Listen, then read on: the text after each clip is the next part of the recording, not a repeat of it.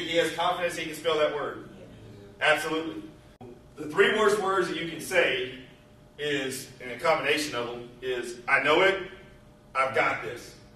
Okay, how many times does a coach come to you or talk to you and then, hey, we're doing this drill, this is the play, you'll draw it up on the inbounds, okay? And you say, I got this. And you go out on the floor, you get no clue what's going on, right?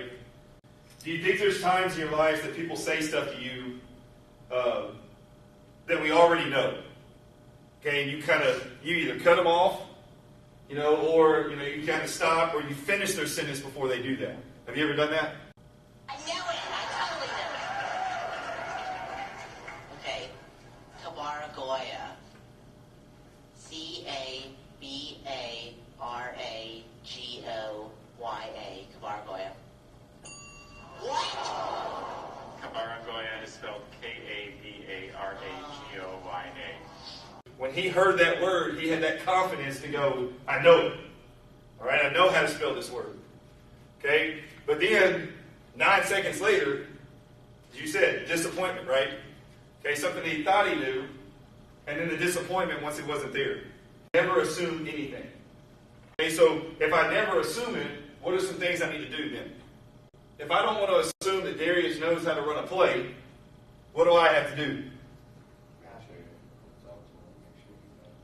Communicate, right? You got to talk to him. You got to make sure he knows it.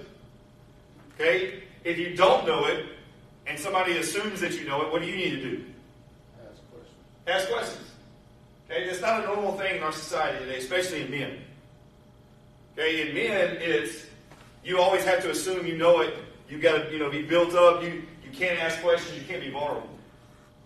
What we want to do in this program is never assume somebody knows it. Never assume that what somebody's going through or not going through is just a common thing. We've talked about it before. Everybody goes home to a different way of life. We don't know, life can be good for some people. It can be really hard on others. But what I want us to do is to know each other enough that we don't have to assume what's going on with each other.